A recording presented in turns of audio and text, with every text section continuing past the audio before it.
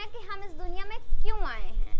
Means that जब हमारा मकसद क्लियर हो जाता है, कि जब हमें पता होता है, कि जब हमें पता चल जाता है एक्चुअल में मेरा मोटिव क्या है, एक्चुअल में मैं पैदा किस लिए हुआ हूँ, तब हम क्या करते हैं, हम सेकेंड टाइम बॉर्न होते हैं। ओके, तो हम 2 बार बॉर्न होते हैं, जब हम इस दुनिया में आते हैं, और दूसरा जब हम अपने उद्देश्य को जान जाते हैं कि एक्चुअल में मैं क्यों इस दुनिया में आई हूँ, मुझे क्या करना है और क्या करना चाहिए लोगों के लिए, अपने देश के लिए, अपनी कंट्री के लिए, तो उस दिन आप दोबारा पैदा होते हैं। Okay, so you have to know, आप जानते हैं दुनिया में 5% पीपल इसलिए सक्सेस हैं। रेशियो क्या है, 5% people are the success in the world just because of they know that what their motive। Okay, उनका मोटिव क्या है, उनका लक्ष्य क्या है, ये उनको पता है कि वो इस दुनिया में क्यों पैदा हुए हैं। जब आप भी जान जाएंगे कि आप क्यों इस दुनिया में आए हैं, so definitely you will be the successful। Okay, तब आप भी एक सक्सेसफुल इंसान होंगे। But the first thing is that you have to finalise yourself that what is your motive, why you come in this world। okay, so at first you have to clear your why। okay, so with this quotation let's move towards the class। इस quotation के साथ हम बढ़ते हैं हमारी class की ओर and देखते हैं आज के हमारे स्ट्रक्चर को जो आज हम लोग सीखने वाले हैं। so now let's move ahead towards the class and here is some very special and a very outstanding structure। and हमारा जो पहला स्ट्रक्चर है वो है I'm trying to का। ओके, I'm trying to का स्ट्रक्चर है। यहाँ पे आपको यूज करनी है वर्ब की फर्स्ट फॉर्म, फिर उसके बाद यहाँ पे आपको यूज करना है ऑब्जेक्ट का। ठीक है, बहुत ही कमाल का स्ट्रक्चर इसलिए है क्योंकि इससे रिलेटेड आप बहुत सारे सेंटेंस स्पीक करते हैं, बट जब टाइम आती है इंग्लिश में बोलने की, सो क्या होता है, माइंड से स्लिप हो जाता है, मतलब समझ में नहीं आता कि इसको इंग्लिश में कैसे बोलें। तो इस वजह से मैं आज आप लोगों के लिए ये स्ट्रक्चर लेके आई हूँ जो कि काफ़ी ज़्यादा कमाल का है। तो सबसे पहले क्या यूज़ करना है, I am trying to, the first form of verb, जो भी आपकी वर्ब होगी, जो भी आपका एक्शन होगा, यहाँ पे आपको उसको लिखना है, फिर यहाँ पे आपको अपना ऑब्जेक्ट लिखना है, मतलब अदर वर्ड लिखना है जो भी लास्ट में आपका होगा। ठीक है, अब चलिए जानते हैं इसका मतलब क्या होता है। इसका मतलब होता है कोशिश कर रहा हूँ। जैसे हम कभी कभार कहते हैं ना, मैं उससे बात करने की कोशिश तो कर रहा हूँ बट वो नहीं कर रहा है, तो मैं क्या करूँ। ओके, मैं पढ़ाने की कोशिश कर रहा हूँ। ओके, मैं उसे मनाने की कोशिश कर रहा हूँ, मैं यहाँ से जाने की कोशिश कर रहा हूँ, मैं सोने की कोशिश कर रहा हूँ। कभी कभार क्या होती है, जब नींद नहीं आती है और घर वाले पूछते हैं क्या हुआ, नींद नहीं आ रही है, सो जाओ, तो आप कहते हैं ना कि मैं बस सोने की कोशिश कर रहा हूँ बट मुझे नींद नहीं आ रही है। Then you also use I'm trying to। okay? अब यहाँ पे एक एग्जाम्पल है, मैं अंग्रेजी सीखने की कोशिश कर रहा हूँ। ओके, मैं अंग्रेजी सीखने की कोशिश कर रहा हूँ। कैसे इंग्लिश में बोलेंगे, I'm trying to learn English। I'm trying to learn English। मैं अंग्रेजी सीखने की कोशिश कर रहा हूँ। Okay, I'm trying to learn English। You can use here। The next is that मैं पढ़ाई करने की कोशिश कर रहा हूँ। अब इसको इंग्लिश में कैसे बोलेंगे, You can use here I'm trying to study। What? I'm trying to study, मतलब मैं पढ़ाई करने की कोशिश कर रहा हूँ। तो I'm trying to से आप इस तरह के सेंटेंस को क्रिएट कर सकते हैं जो कि बहुत ही ज़्यादा कमाल का है and as well it will help you to speak fluent English। Okay, so for getting more, now let's take some more examples। So here is a more examples for you all so that you can understand well, ताकि आप और अच्छे से समझ सके। यहाँ पे कुछ और एग्जाम्पल है। पहला एग्जाम्पल है हमारा, मैं दौड़ने की कोशिश कर रहा हूँ। What? मैं दौड़ने की कोशिश कर रहा हूँ। ठीक है, तो इसको कैसे इंग्लिश में बोलेंगे, मैं दौड़ने की कोशिश कर रहा हूँ, I'm trying to run। I'm trying to run, मतलब क्या कर रहे हैं हम, मैं दौड़ने की कोशिश कर रहा हूँ। तो इस तरह से आप इसको यूज कर सकते हैं और बहुत ही कमाल का स्ट्रक्चर है। अब आप ऐसे अपने दिन में जितने भी सेंटेंस बोलते हैं, मतलब मैं कोशिश कर रहा हूँ उस चीज़ के लिए, तो वहाँ पे आप इसको स्पीक कर सकते हैं। Okay, I am trying to speak, I am trying to sleep, I am trying to go there, I'm trying to convince her, I'm trying to eat the food, I'm trying to go। Okay, तो इससे related आप बहुत सारे sentence को speak कर सकते हैं जो आप अपनी डेली लाइफ में स्पीक करते हैं। ओके, इंग्लिश में। अगला हमारा एग्जाम्पल है, मैं उससे बोलने की कोशिश कर रहा हूँ। बोलने की कोशिश कर रहा हूँ मतलब बात करने की कोशिश कर रहा हूँ।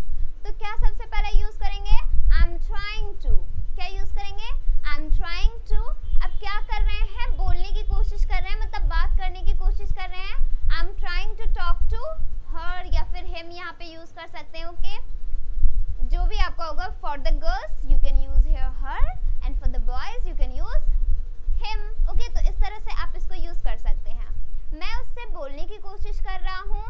I'm trying to talk to her. मतलब मैं उससे बात करने की कोशिश कर रहा हूँ, मैं उससे बोलने की कोशिश कर रहा हूँ. कभी कभी क्या होता है, जब कोई हमसे नाराज हो जाता है, कोई गुस्से में होता है, तो हम लोग क्या करते हैं, मतलब कोशिश करते हैं कि उससे बात करें. ओके, तो फिर यहाँ पे आप कैसे यूज करेंगे, मैं उससे बात करने की कोशिश कर रहा हूँ बट वो मुझसे बात ही नहीं कर रही, या फिर वो मुझसे बात ही नहीं कर रहा है. ओके, तो वहाँ पे हम इसको यूज कर सकते हैं. I'm trying to talk to him. Okay, I hope you got it. Now the next example is, अगला एग्जाम्पल है, मैं उसे भूलने की कोशिश कर रहा हूँ. मैं उसे भूलने की कोशिश कर रहा हूँ. तो कैसे इसको बोलेंगे? ऐसे सेंटेंस आप बहुत ज़्यादा स्पीक करते हैं कि मैं उसे भूलने की कोशिश कर रहा हूँ, तो कैसे बोलेंगे इसको? I'm trying to forget him. I'm trying to forget him. I'm trying to forget her. Okay? तो यहाँ पे आप इसको यूज कर सकते हैं. Okay? बहुत ही कमाल का स्ट्रक्चर है, तो इससे रिलेटेड आप इस तरह से सेंटेंस को स्पीक कर सकते हैं इंग्लिश में. I'm trying to forget him.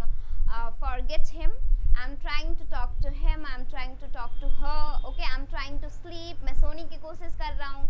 तो इस तरह से आप ढेर सारे सेंटेंस को क्रिएट कर सकते हैं एंड अपने इंग्लिश स्पीकिंग में यूज कर सकते हैं. इससे रिलेटेड सेंटेंस को आप इंग्लिश में बोल सकते हैं. चलिए आगे बढ़ते हैं और देखते हैं आज का हमारा अगला स्ट्रक्चर, जो कि बहुत ही कमाल का स्ट्रक्चर है. और अगला स्ट्रक्चर है I'm dying to. जानते हैं ये बहुत ही ज़्यादा कमाल का स्ट्रक्चर है और मोस्ट ऑफ द टाइम क्या होता है कि हम इसको यूज़ भी करते हैं अपनी डेली लाइफ में. ओके, बट जब क्या आती है, बारी आती है, जैसे हमें इंग्लिश बोलना होता है और हम चाहते हैं इस तरह के सेंटेंस को इंग्लिश में बोलें, बट समझ में नहीं आता कि कैसे बोलें, किस तरह का स्ट्रक्चर यूज़ करें. ओके, तो ये स्ट्रक्चर बहुत ही कमाल का है क्योंकि इसका मतलब होता है I'm dying to का मतलब होता है बेकरार हूँ. किसी चीज़ के लिए क्या हूँ? बेकरार हूँ. जैसे आपका दोस्त बहुत दूर से आ रहा है, ठीक है, तो आप क्या करते हैं, जब बहुत सालों बाद किसी से मिलते हैं और अगर आप एज अ न्यूज़ सुनते हैं कि अच्छा कल मेरा दोस्त आ रहा है, मैं उससे मिलने के लिए बेकरार हूँ, कि मैं अपने दोस्त से मिलने के लिए बेकरार हूँ. आपके मॉम ने कहा, आपके पेरेंट्स ने कहा कि कहा कि कल मैं आपको फ़ोन दिला दूंगा. ओके, तो आप पूरी रात क्या करते हैं, उसी के बारे में सोचते रहते हैं ना कि मैं नया फ़ोन खरीदने के लिए क्या हूँ, बेकरार हूँ.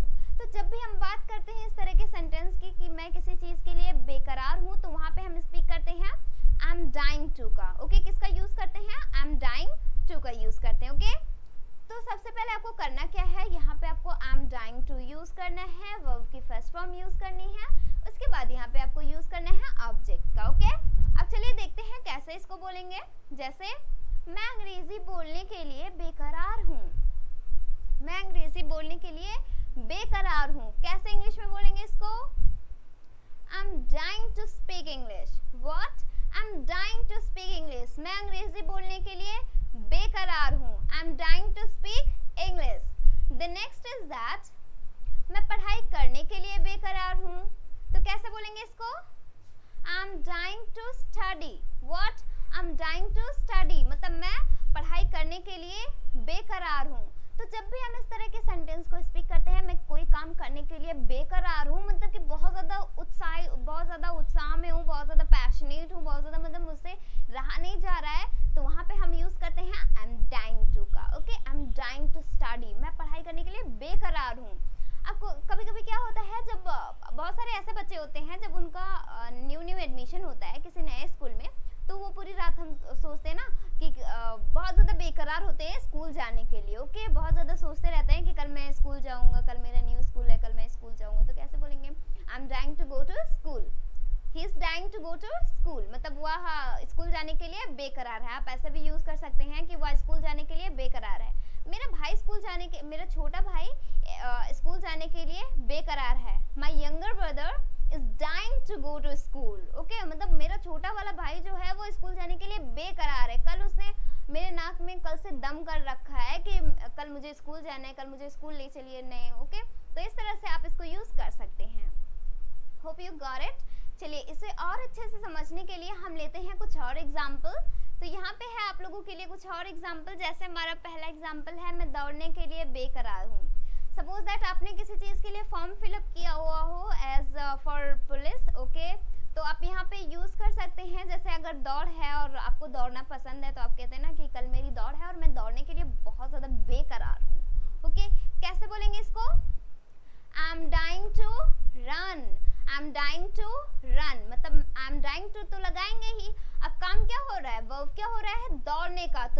की इंग्लिश होती है run. I am dying to run, मतलब मैं दौड़ने के लिए क्या हूँ, बेकरार हूँ। अगला हमारा एग्जाम्पल है मैं उससे मिलने के लिए बेकरार हूँ। अब मैंने कहा था ना, सपोज दैट आपका कोई फ्रेंड बहुत दूर से आ रहा है और काफ़ी टाइम बाद आ रहा है, तो आप क्या करते हैं कि बहुत ज़्यादा उतावले होते हैं ना कि मतलब उससे मिलने के लिए कि कितनी जल्दी वो आए और कितनी जल्दी क्या करूँ मैं मिल लूँ। तो कैसे इसको बोलेंगे, मैं उससे मिलने के लिए बेकरार हूँ। I am dying to meet him, I am dying to meet him. Okay, मैं उससे मिलने के लिए बेकरार हूँ, I am dying to meet him. तो इस तरह से आप इसको यूज़ कर सकते हैं। अगला हमारा है मैं नया फ़ोन खरीदने के लिए बेकरार हूँ। मैं नया फ़ोन खरीदने के लिए बेकरार हूँ।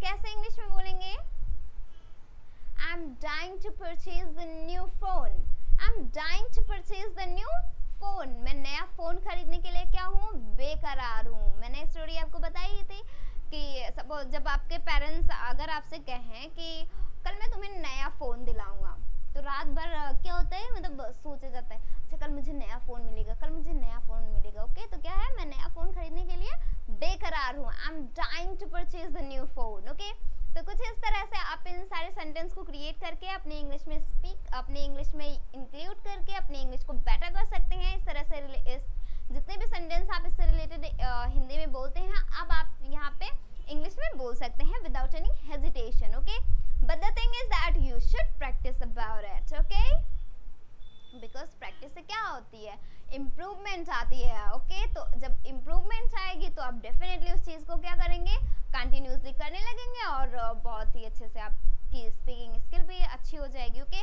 But the thing is that you have to practise about. Okay, अगला है मैं टीवी देखने के लिए बेकरार हूँ। अब इसको कैसे बोलेंगे, मैं टीवी देखने के लिए क्या हूँ, बेकरार हूँ। तो कैसे बोलेंगे इसको, I'm dying to watch TV, I'm dying to watch TV, मतलब मैं टीवी देखने के लिए बेकरार हूँ। ओके, क्या होता है, मैं अपनी स्टोरी बता रही हूँ कि जब मैं 8th क्लास में पढ़ती थी तो मेरे यहाँ पे टीवी नहीं थी। ओके, और मुझे टीवी देखना सीरियसली में बहुत ज़्यादा पसंद था, बहुत ज़्यादा। मतलब मैं ना टीवी देखने के लिए, मतलब ऐसा है कि मुझे खाना ना दीजिए पर टीवी देखना ज़रूर। तो मैं क्या करती थी कि दूसरों के घरों पे जाके टीवी देखती थी। ठीक है, ये मेरी आदत थी। तो फिर मेरे पापा ने सोचा कि एक टीवी लाके घर पे ही रख देते हैं। तो मेरे पापा ने टीवी घर पे ले आया, टीवी घर ले आए, मतलब खरीद के लेके आए, ऐसे नहीं लेके आए, खरीद के, डेफिनेटली खरीद के लेके आए। फिर उसके बाद जब उन्होंने टीवी रखा तो मैंने कहा अपने पापा से, मैंने कहा अपने फादर से, मैंने कहा मैं टीवी देखने के लिए बहुत ज़्यादा बेकरार हूँ कि जल्दी से कोई चैनल लगाइए, मुझे टीवी देखना है, मैं टीवी देखने के लिए क्या हूँ, बेकरार हूँ। ओके, तो कैसे बोलेंगे, I am dying to watch TV. And मैं ये कोई फेक स्टोरी नहीं बता रही हूँ, ये सीरियसली में ऐसा है कि मैं बहुत ही ज़्यादा, मैं अभी तो मैं टीवी नहीं देखती हूँ, बट जब मैं 8th क्लास में थी तब मुझे बहुत ज़्यादा पसंद थी। मतलब मुझे बचपन से ही टीवी देखना बहुत ज़्यादा पसंद था, बहुत बहुत बहुत, मतलब बहुत ही ज़्यादा।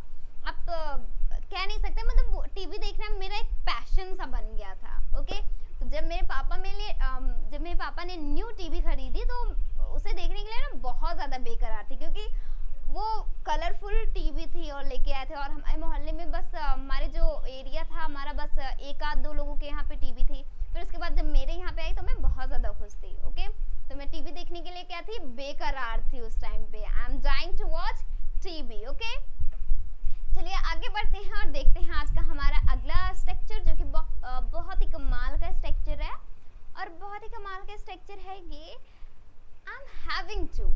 Okay, I am having to plus verb की first form, and after that you have to use here object. Okay, I am having to the first form of verb, and after that you have to use here object. Okay, object means that other words you can use here. Okay, whatever the words is here. Okay, अब इसका मतलब होता है compulsion की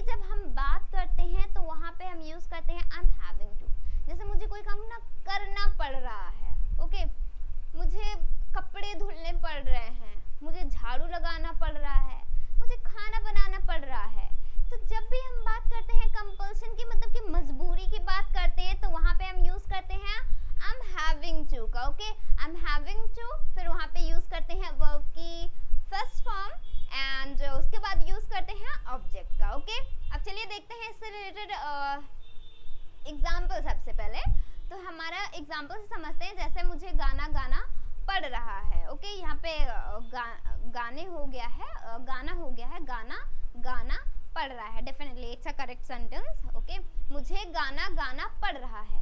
okay, अब देखिए जैसे क्या होता है, कभी कभार ऐसा होता है जब सपोज दैट आपके स्कूल में एनुअल फंक्शन हो, ठीक है, और आपको गाना गाना ना आता हो, बट आपकी मैम ने आपका नाम लिख लिया हो गाने के लिए, ठीक है, तो आप कैसे बोलेंगे? यही तो बोलेंगे ना, मुझे गाना गाना आता नहीं है पर आज मुझे गाना गाना पड़ रहा है। Okay, I don't know how to sing song but I am having to sing song, I am having to sing song, मुझे गाना गाना पड़ रहा है। ओके, मुझे गाना गाना आता नहीं है बट मुझे गाना गाना पड़ रहा है आज, I am having to sing song today. Okay, तो इस तरह से आप इसको यूज कर सकते हैं। अब क्या करना ही है इसमें, आपको हैविंग टू तक लगाना है। I am having to, verb क्या है आपका? वर्ब मतलब एक्शन, जो भी आपकी क्रिया हो रही है, और यहाँ पे क्रिया क्या हो रही है? सिंग कर रहे हैं ना, हम गा रहे हैं ना, तो सिंग हो जाएगा। अब क्या गा रहे हैं? गाना गा रहे हैं, तो sing a song, I am having to sing a song. Okay, अगला है मुझे पढ़ाई करना पड़ रहा है, मुझे पढ़ाई करना पड़ रहा है। कैसे इंग्लिश में बोलेंगे? बहुत सारे लोगों को पढ़ाई करना बहुत ज़्यादा पसंद नहीं होता है, बट फोर्सली उनको पढ़ना पड़ता है जब पेरेंट्स कहते हैं तुम्हें पढ़ाई करनी है, ओके, नहीं तो मैं आपको कुछ नहीं दिलाऊंगा। तो आप यहाँ पे एज ए यूज कर सकते हैं, मुझे पढ़ाई करना पड़ रहा है। ओके, कैसे बोलेंगे इसको? I am having to study. What? I am having to study, मुझे पढ़ाई करना पड़ रहा है। तो इस तरह से आप इसको यूज कर सकते हैं बहुत ही easily. Okay, I hope you got it. So the next example is, आगे बढ़ते हैं और लेते हैं कुछ और एग्जाम्पल ताकि आपको और अच्छे से ये समझ में आ जाए, ठीक है। तो हमारा अगला एग्जाम्पल है, मुझे वहाँ जाना पड़ रहा है, मुझे वहाँ जाना पड़ रहा है। तो कैसे इसको बोलेंगे? सपोज दैट आपको वहाँ जाना पड़ रहा हो जहाँ पे आपको जाना पसंद नहीं है, ठीक है, बट किसी ने कहा चले जाओ, मेरे लिए चले जाओ, तो आपने कहा अच्छा ठीक है चले ही जाता हूँ, कि मुझे वहाँ जाना पड़ रहा है। ओके, मतलब मेरी कंपल्सन है। ओके, किसी ने पूछा क्यों इतने ज़्यादा सैड क्यों लग रहे हो? ओके, तो आप बोल सकते हैं क्योंकि मुझे वहाँ जाना पड़ रहा है। ओके, तो कैसे बोलेंगे? मतलब उस स्थान पे, उस प्लेस पे जहाँ पे आपको जाना अच्छा नहीं लगता है, ठीक है, तो कैसे बोलेंगे? I'm having to go there, I'm having to go there, मुझे वहाँ जाना पड़ रहा है, I'm having to go there। Okay, तो इस तरह से आप इसको यूज कर सकते हैं। अगला है, मुझे उससे बोलना पड़ रहा है। ओके, मुझे उससे बोलना पड़ रहा है। तो कैसे इसको बोलेंगे? इंग्लिश में कैसे बोलेंगे? अब जैसे कोई इंसान हो गया, ठीक है, आपने उससे लड़ाई की है, सपोज दैट आपने अपने भाई बहन से लड़ाई की और आपने ये डिसीजन लिया कि आज से मैं इनसे नहीं बोलूँगा, बट आपके पेरेंट्स ने कहा अगर नहीं बोले, मतलब अगर आप दोनों एक दूसरे से बात नहीं किए तो मैं आप लोगों को कुछ भी नहीं दिलाऊंगा, या फिर नहीं तो मैं आप लोगों को पीटूंगा। तो आप कैसे बोलेंगे? बोलना तो नहीं चाहता था बट मुझे बोलना पड़ रहा है। Okay, I am having to talk to her. Okay, मुझे उससे बोलना पड़ रहा है या फिर बात करना पड़ रहा है। I am having to talk to her, मुझे उससे बात करनी पड़ रही है। ओके, बोलना पड़ रहा है। I am having to talk to her. Okay, I don't want to talk but I am having to talk to her. Okay, मैं बात नहीं करना चाहता हूँ बट मुझे बात करना पड़ रहा है। ओके, तो इस तरह से आप इसको यूज कर सकते हैं। अगला हमारा एग्जाम्पल है, मुझे कपड़े धुलने पड़ रहे हैं। ओके, मुझे कपड़े धुलने पड़ रहे हैं, ये भी हमारी क्या है? मजबूरी है। ओके, मतलब मुझे अच्छा नहीं लगता कपड़ा धुलना बट क्या करें, कपड़ा धुलना पड़ रहा है मुझे। ओके, कैसे बोलेंगे इसको?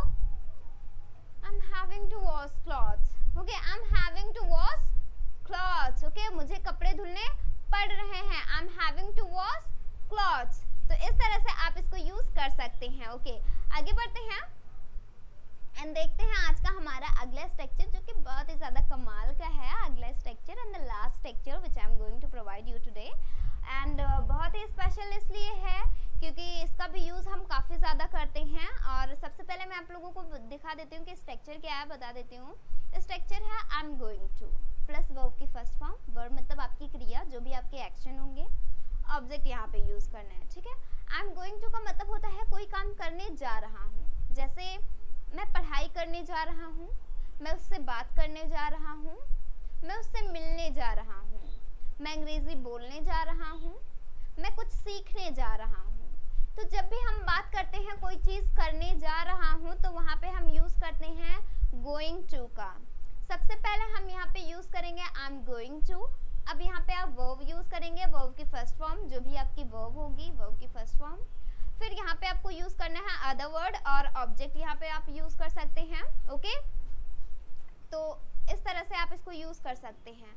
अब इसका मतलब मैंने तो बता ही दिया कि इसका मतलब क्या होता है कि कोई काम क्या कर रहा हूँ, जा रहा हूँ, कोई काम करने जा रहा हूँ। जैसे फॉर द एग्जाम्पल मैं गाना गाने जा रहा हूँ, मैं गाना गाने जा रहा हूँ। कैसे इंग्लिश में बोलेंगे?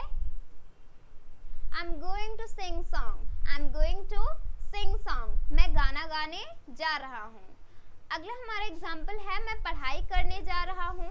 इसको इंग्लिश में कैसे बोलेंगे? मैं पढ़ाई करने जा रहा हूँ, I am going to study, I am going to study, मतलब मैं पढ़ाई करने जा रहा हूँ। ओके, आप इसको एज ए यूज़ कर सकते हैं कि मुझे डिस्टर्ब मत करिए क्योंकि मैं पढ़ाई करने जा रहा हूँ। Okay, don't disturb me because I am going to study, don't disturb me because I am going to study. तो इस तरह से आप इसको यूज़ कर सकते हैं।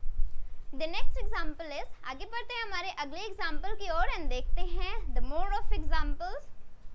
And the next example for you all, मैं कपड़े धुलने जा रहा हूँ। ओके, मैं कपड़े धुलने जा रहा हूँ। सपोज दैट किसी ने कहा कि मेरा एक काम कर दो या फिर मेरी बात सुनिए, तो आपने कहा कि सॉरी मेरे पास अभी टाइम नहीं है क्योंकि मैं क्या करने जा रहा हूँ, मैं कपड़े धुलने जा रहा हूँ। ओके, तो कैसे इसको बोलेंगे? I am going to wash clothes, I am going to wash clothes, मतलब मैं कपड़े धुलने जा रहा हूँ। ओके, तो इस तरह से आप इसको यूज कर सकते हैं। द नेक्स्ट एग्जाम्पल इज, मैं अंग्रेजी बोलने जा रहा हूँ। The next example is that मैं अंग्रेजी बोलने जा रहा हूँ। इसको इंग्लिश में कैसे बोलेंगे? You can speak here, I am going to speak English, I am going to speak English. Okay, मैं अंग्रेजी बोलने जा रहा हूँ, I am going to speak English. तो इस तरह से आप इससे रिलेटेड सेंटेंस को क्रिएट कर सकते हैं एंड अपनी डेली लाइफ में, डेली स्पीकिंग में इसको यूज करके अपनी इंग्लिश को बेटर कर सकते हैं। आई hope you got it. So now the next example is, अगला हमारा एग्जाम्पल है मैं खाना बनाने जा रही हूँ। ओके, मैं खाना बनाने जा रही हूँ। तो कैसे इसको बोलेंगे? मैं खाना बनाने जा रही हूँ। You can use here, I am going to cook food, I am going to cook food, मतलब मैं खाना बनाने जा रही हूँ। ओके, तो ये रहे आज के हमारे ऐसे स्ट्रक्चर जो आप अपनी डेली लाइफ में यूज करके अपनी इंग्लिश स्पीकिंग को बेटर कर सकते हैं। एंड ये काफ़ी कमाल के स्ट्रक्चर हैं जो आप अपनी इंग्लिश में यूज कर सकते हैं। And the structure which you have learned today, that was the I'm trying to, I'm dying to, I'm having to and I'm going to. Okay, ये काफ़ी कमाल का स्ट्रक्चर है, इस पे आप प्रैक्टिस जरूर करिएगा। Still if you have any types of confusion, so drop the comments in my comments box. I'll tell you that whatever the confusion is. Okay, so thank you so much everyone. Thanks for watching this video और हम मिलते हैं हमारी अगली video में। Till then take care, have a nice time and till then bye bye.